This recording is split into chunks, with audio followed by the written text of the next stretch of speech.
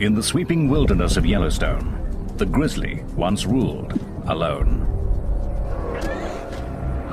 Unmatched in size and strength, no creature could challenge the mighty bear.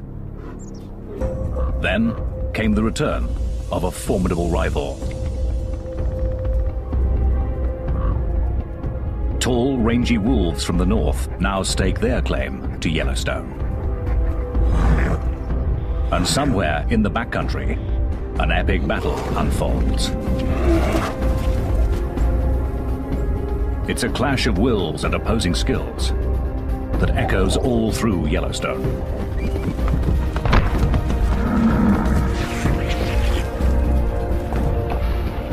In the cauldron of this wilderness, the grizzly has the most to lose.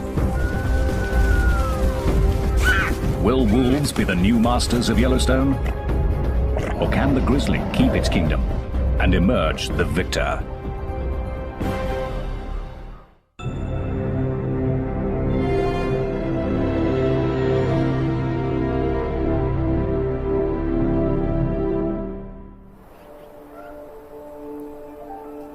It's spring in the northwest corner of Wyoming. The year is about to begin for the grizzlies of Yellowstone.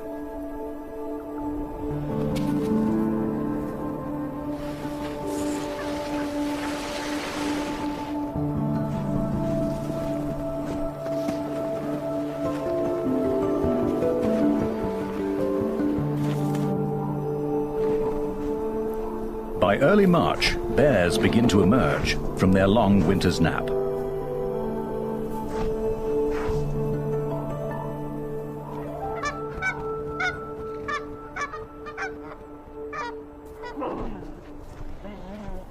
They may not have eaten a thing for 4 or 5 months, and with snow still deep, a female and 3 cubs search for a winter kill.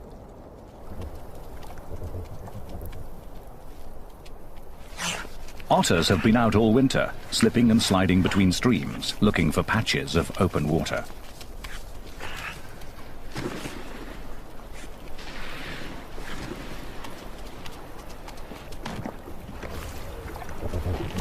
They're kept under close watch by a coyote. He's on a constant search for food. This is a world of predators, scavengers, and opportunists.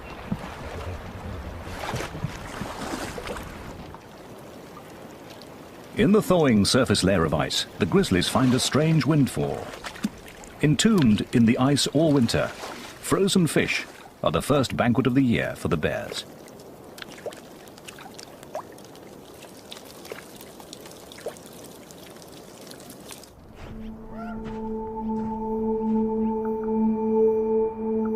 While the bears search for another easy meal, the wolves of the Hayden pack gather to feast on the rewards of their own hard work.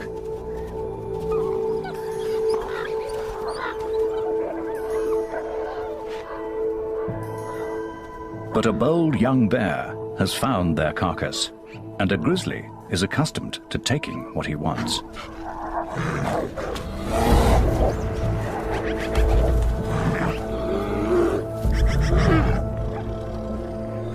The Hayden wolves size up the situation. The pack is 9 wolves strong, and this is not the largest of bears. He's tried to bury the carcass and defends it from the center of his earthworks.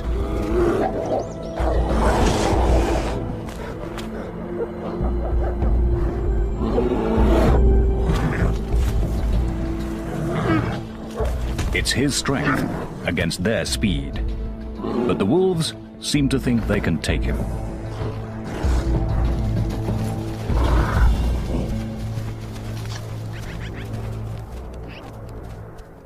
The Haydens prove to be more than the young bear can handle.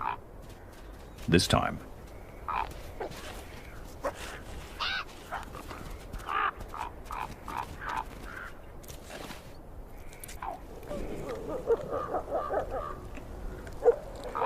Bears or wolves, it makes no difference to the ravens. They always make their point, but manage to stay above the competition.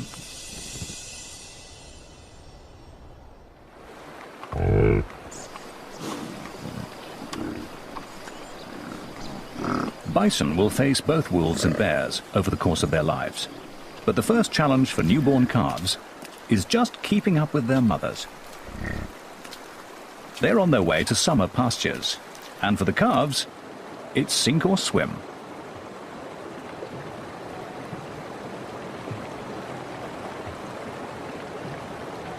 Instinctively, the calves seek shelter next to their mothers. But the waters are cold and fast, too fast for the tiny calves. One has been swept into a logjam and is in real trouble.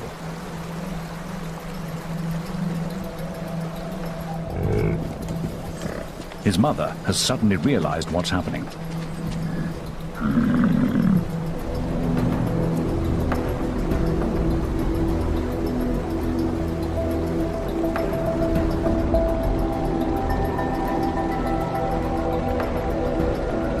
The calf breaks free, but is not out of danger. Calves often lose their mothers during river crossings, and without her, he can't survive.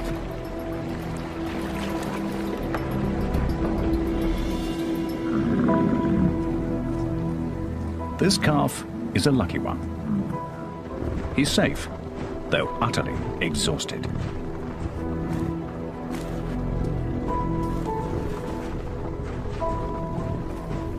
The Yellowstone River was just one of the first of many perils to come. A grizzly is following behind them, and for the bear, it's hunting season.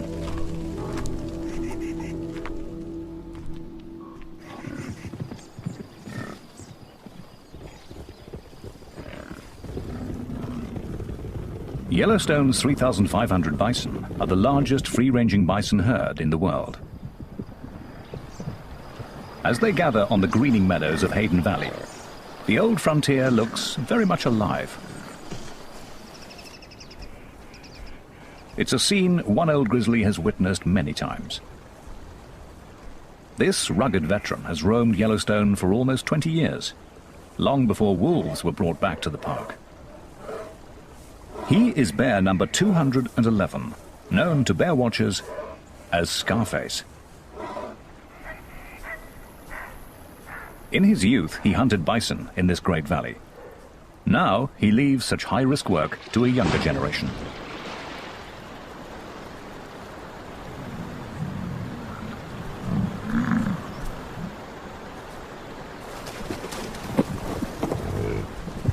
The bear has no advantage of surprise, yet he suddenly swings into action.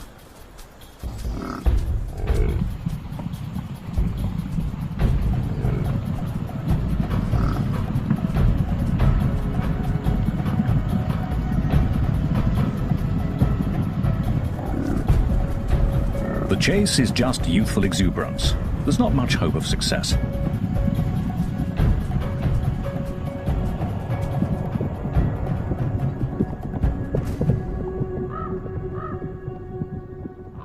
The bear will need a better strategy. But a truly devious plan is a coyote's speciality. He's so small, no one takes him seriously. He tests a calf. This one's big and strong.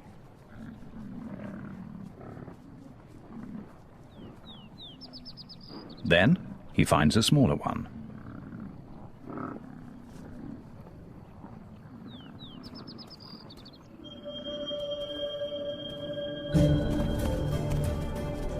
He pretends to play, but this is no game. If the coyote can coax the calf off by itself, he has every intention of killing it. Just one bite could cripple the calf.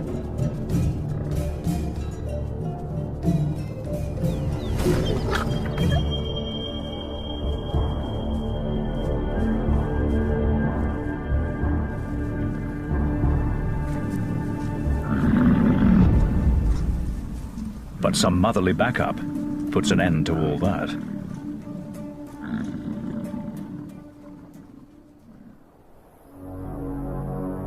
Another grizzly is on the calving grounds, and this one has perfected his craft.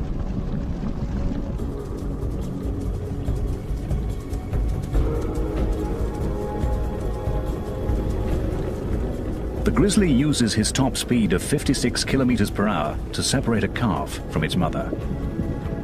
And though the bison weighs twice as much as the bear, she's young and undone by the grizzly's aggression.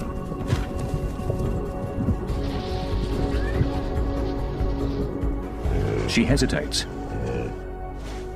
and her calf is lost.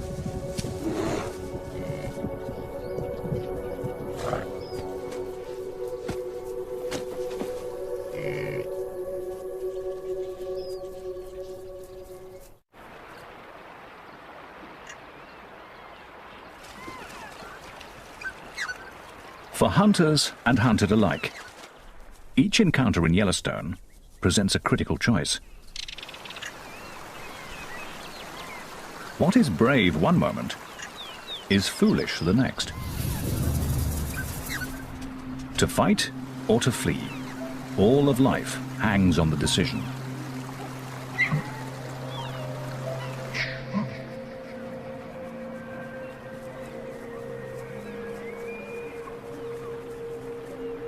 With two wolves out on the prowl, a mother elk weighs her options carefully. The wolves have seen her, but not her calf. It's too young to outrun the wolves. Its only defense is to hide and keep completely still.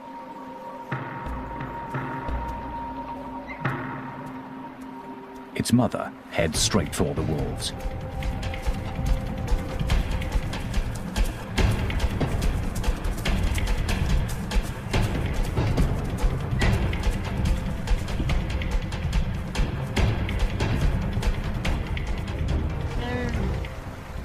Her purpose is to distract them, to keep their attention entirely on her.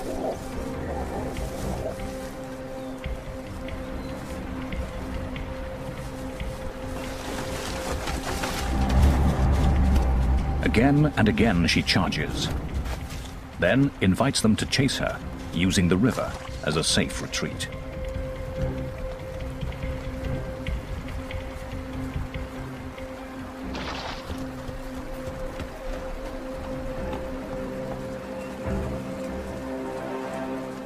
She can play this game against two wolves, but she would never attempt this with an entire wolf pack.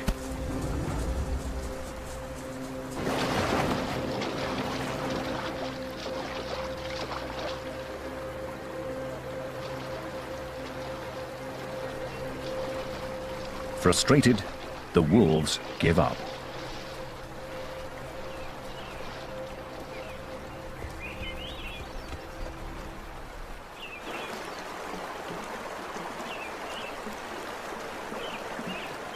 The calf owes its life to the tactics and the courage of its mother.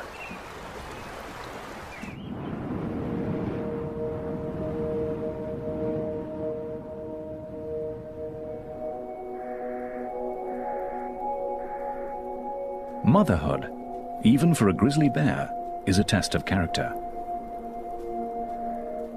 It's June, and a spring snow squall has kicked up, but the bear and her cub are confronting more than just the weather.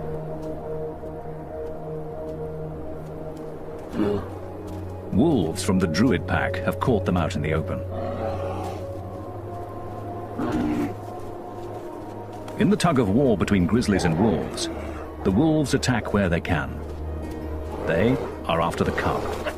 If they can kill it, they will eliminate a future rival.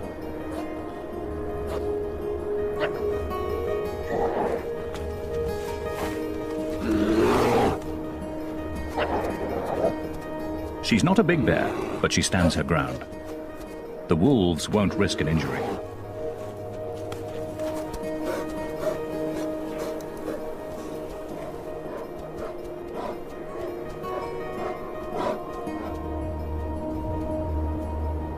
Suddenly, it's over. The wolves make a decision, and the bears are free to go.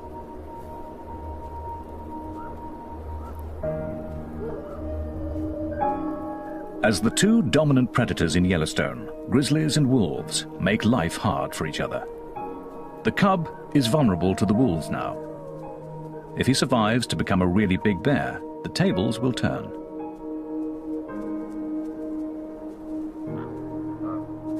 But he'll be a cub for a long time yet, and growing up is a full-time job.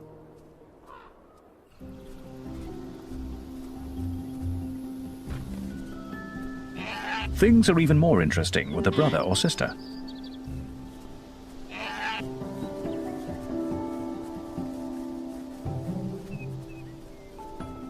Cubs can turn anything into a toy.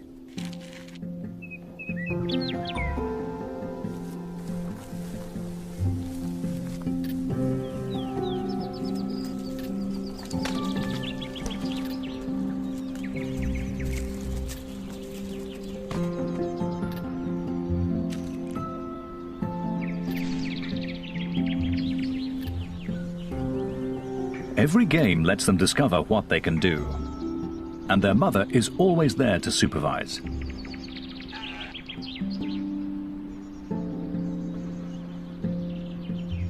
For grizzlies, these are the days of family life. They'll spend 2.5 years under the constant care of their mother. Then the cubs will be big enough to go their separate ways and travel through Yellowstone alone. Until then, she is everything they need.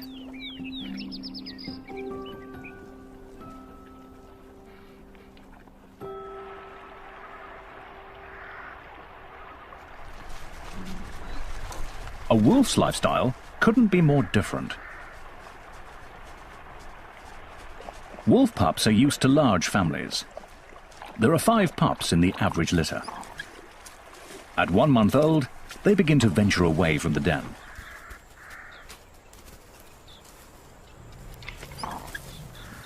Their mother is the alpha female, the white wolf with the research collar.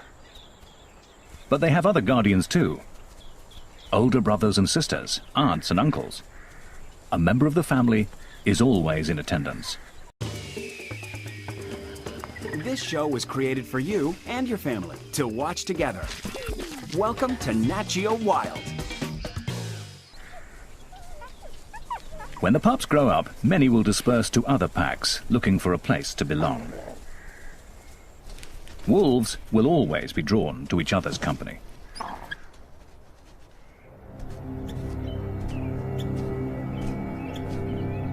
A grizzly ambles along a trail on his solitary way above the den.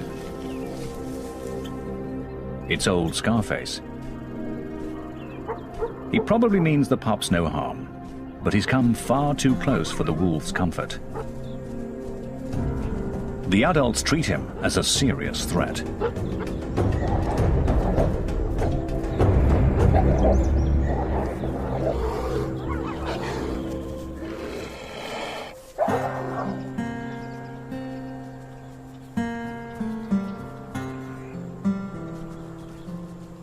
It's the pups' first encounter with a bear, and their elders have shown them something valuable. Together, they can challenge a grizzly and defeat it. As for Scarface, he hasn't lived this long without knowing how to avoid real conflict.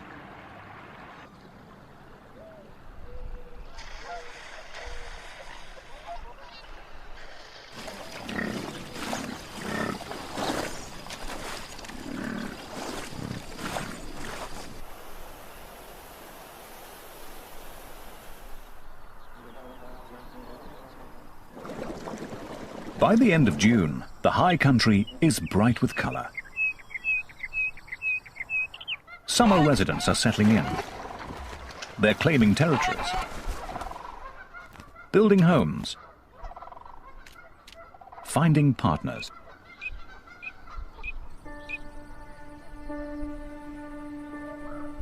Even grizzlies get caught up in the social scene.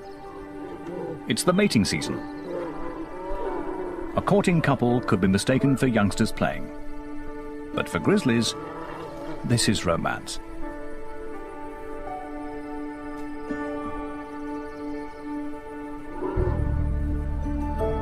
Once she has accepted him, they will wrestle and play and mate many times, staying together for 10 days or so.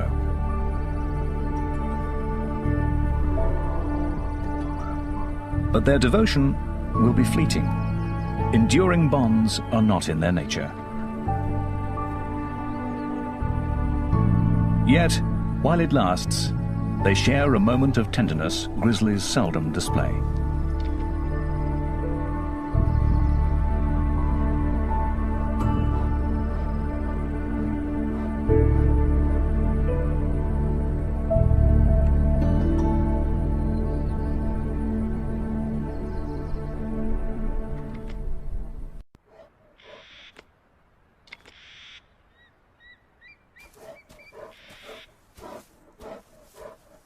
For the grizzlies, this year's battle for Yellowstone is coming to a close. It's beginning to snow. One by one, the bears retreat to their dens. Winter settles in.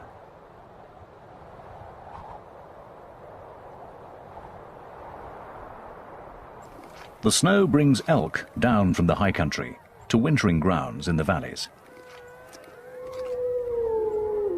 And wherever the elk go, the wolves follow. Winter is the season when wolves are riding high.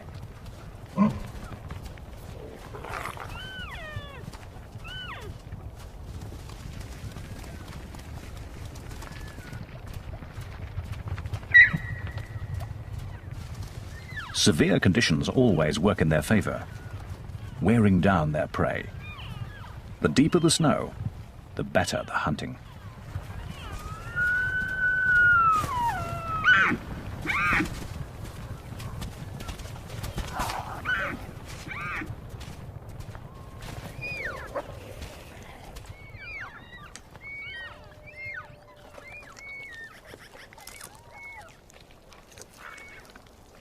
No bears will contest the carcass, but many other scavengers gather at the feast.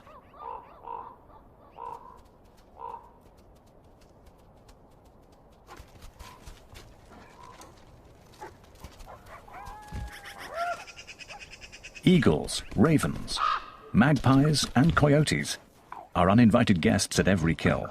Though wolves have the undisputed upper hand, they make the long winter easier for all these other carnivores. As long as there are elk, the wolves will provide. But all these hungry scavengers steal so much meat that they may be one reason why the wolves form packs, to protect their own share of the kill.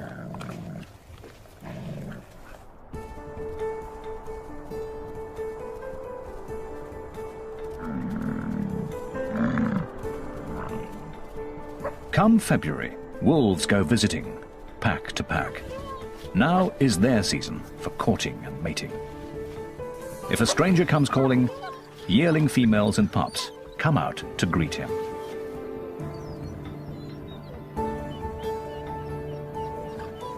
He'll please them all if he can, but what he's really after is a willing partner and a private rendezvous. Yet even the most intimate moment often requires the pack's approval.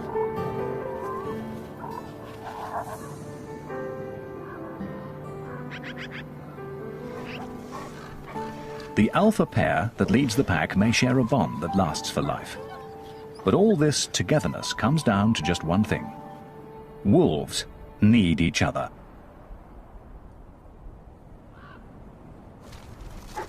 Wolves are accustomed to working year-round and feeding many mouths. But come the end of winter, it can take the abilities of a bear to get the job done.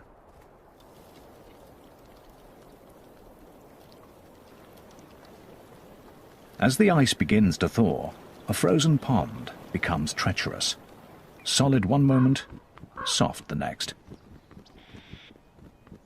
A wolf has discovered its most recent victim. The wolves weigh about 45 kilos and cannot trust the ice to hold them. They can see the carcass and would take the hand out, but it just isn't worth the risk. As the pond continues to freeze and thaw, coyotes venture onto the ice. At 14 kilos, they are light enough to cross it, but not strong enough to move the carcass.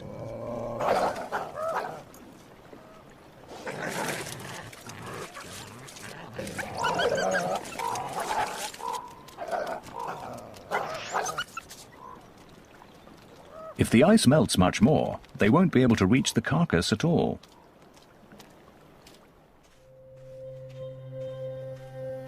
For once, a grizzly, fresh from his den, arrives as something of a hero.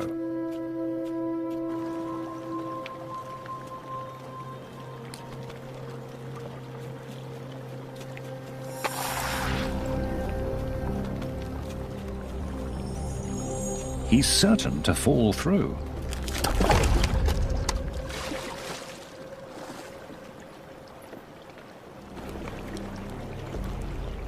But his massive strength will come to the rescue.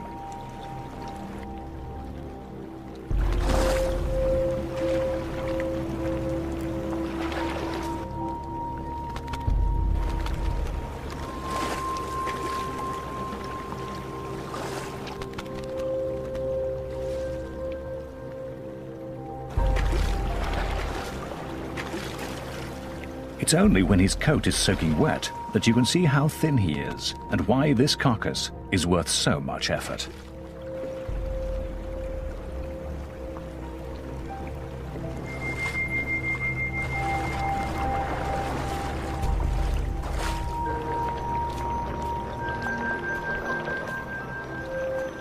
As the bear reaches shore with the prize, even the ravens can appreciate his labors. And there'll be bones for the coyotes, after all.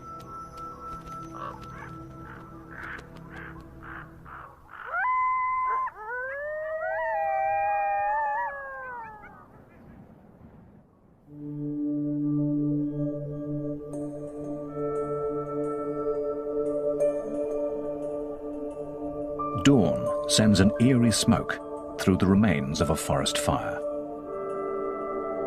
It's moisture vaporizing from the blackened trunks as they warm up in the sun.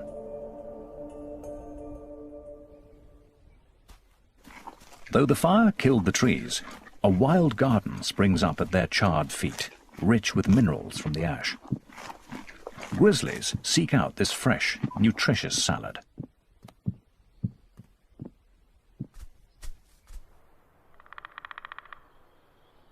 A great grey owl dozes at the edge of a burn. He's been up all night hunting. But a robin has a nest nearby.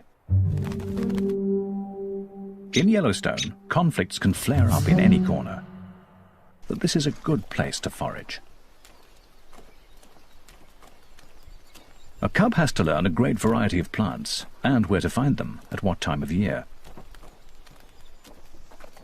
And while one cub studies this lesson, another follows its mother onto the calving grounds of the elk. Grizzlies aren't full-time predators like the wolves, but they still take their toll of elk calves each spring.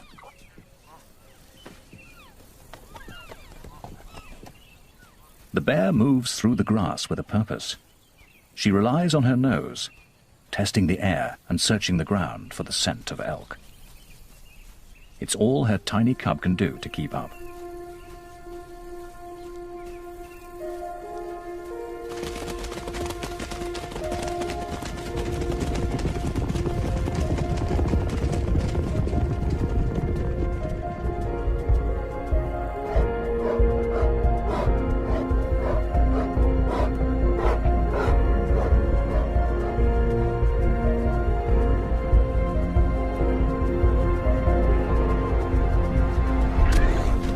For the calf, the brief dance between birth and death will be over in a moment.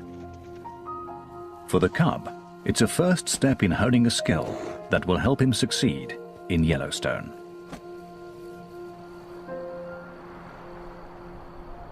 Yet bears have many ways to make a living.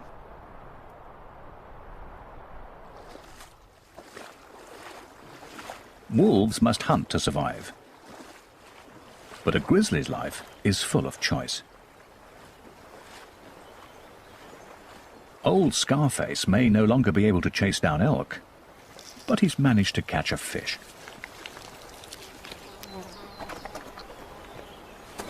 And as he wanders his range, there will be mushrooms and dandelions, ants and earthworms, biscuit root and berries to harvest. The grizzly needs a kingdom vast and varied and complex. He needs all of Yellowstone.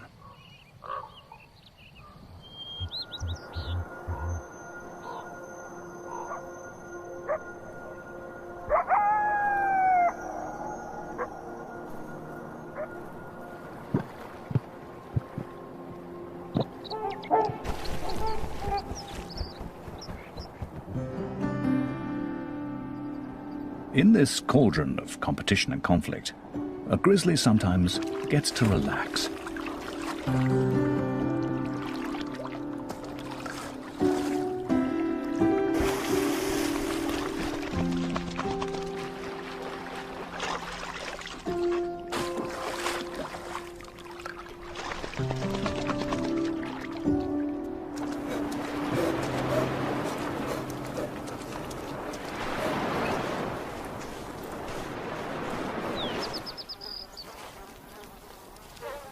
He retrieves a mule deer he has stashed in the grass by the lake, and for once he has a whole carcass to himself.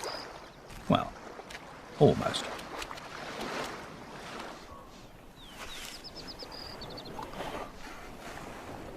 He takes his time over a delicate morsel.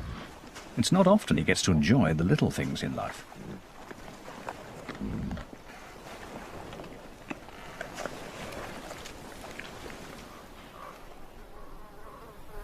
Then, after lunch, a nap.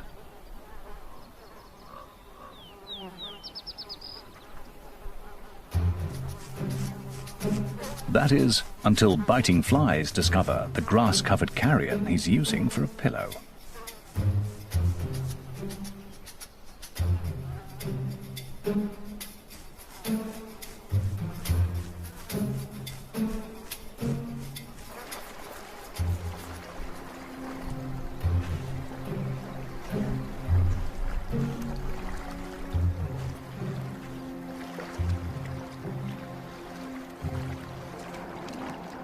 He retreats to the cool waters for some sweet relief.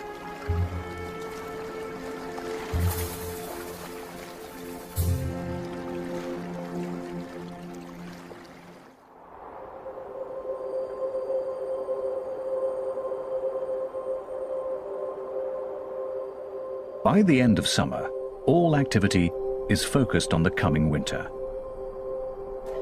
Grizzlies head up high for the most important harvest of the year.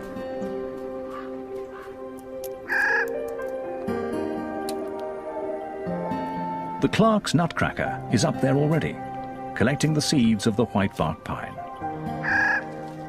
Squirrels are also gathering their winter seed store. The birds will disperse the seeds, but the squirrels will cache them, and that's what the grizzly is looking for.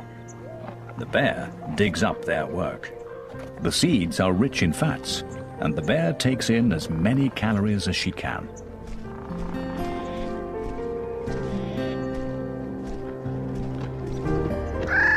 These seeds are crucial to grizzlies, but the cones don't fall to the ground. Grizzlies often rely on someone else to climb up and harvest them. Black bears can make it almost to the top.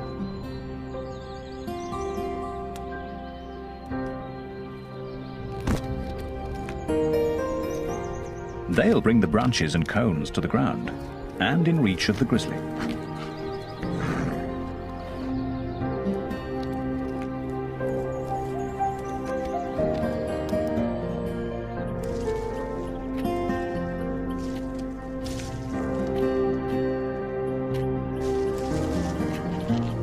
The mighty bear may be dominant among these many creatures, but she's also dependent on all their efforts.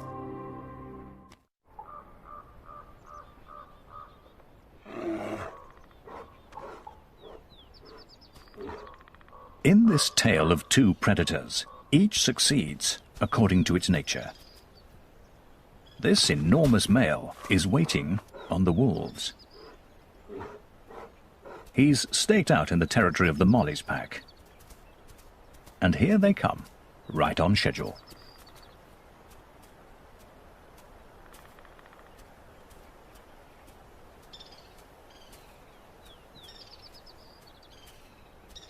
Instead of starting some kind of fight, the grizzly tags along with the pack.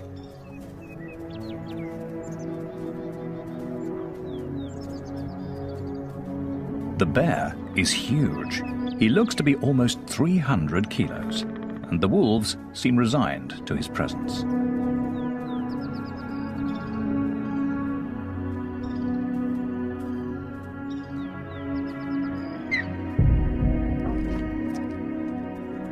The wolves attend to their task. They're here to hunt.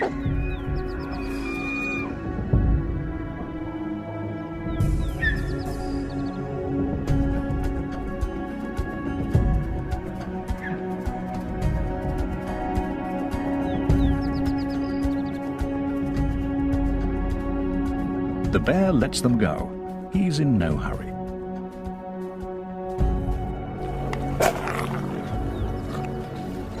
But as soon as the wolves have accomplished a kill, he's suddenly quick on the scene.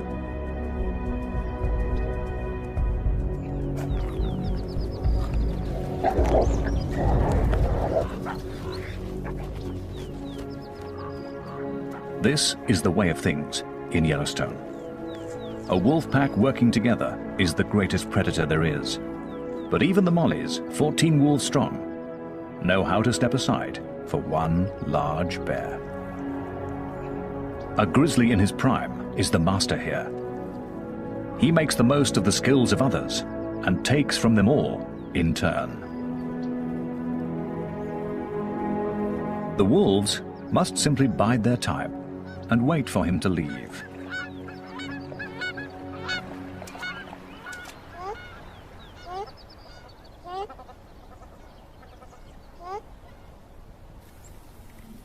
Old Scarface is past challenging a wolf pack. He's up in the whitebark pine forest, where it's already starting to snow.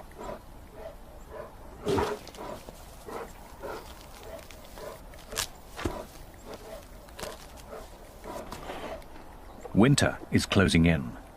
The pine seeds are all but gone. Soon, there'll be nothing left to eat. Slowly, limping now with age and effort, he makes the climb up the snowy slope.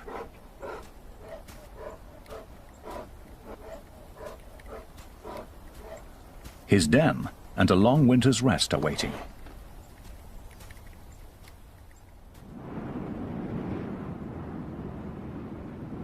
By the end of November, the grizzlies of Yellowstone have gone to bed. Once again, Yellowstone is wolf country. At least, that's how the story is supposed to end. But here, on Christmas Day, 4 weeks late for hibernation, a grizzly sits on a wolf kill.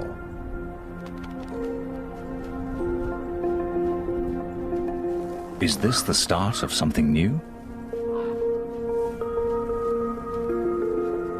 A grizzly, out in winter, breaking all the rules? The coyote grabs a bite and runs. This is not good news to him. Will the bear be waiting at every kill all winter?